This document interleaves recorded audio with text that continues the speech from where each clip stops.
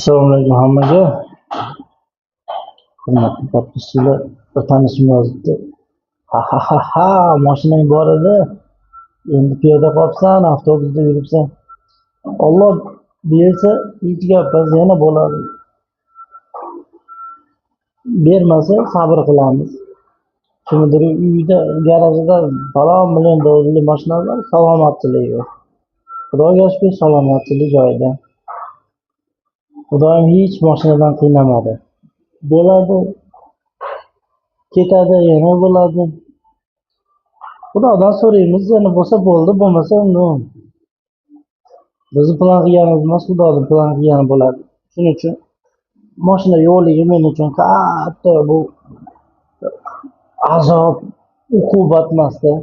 Alloh berdi, Alloh oldi deyiladi gap tamom.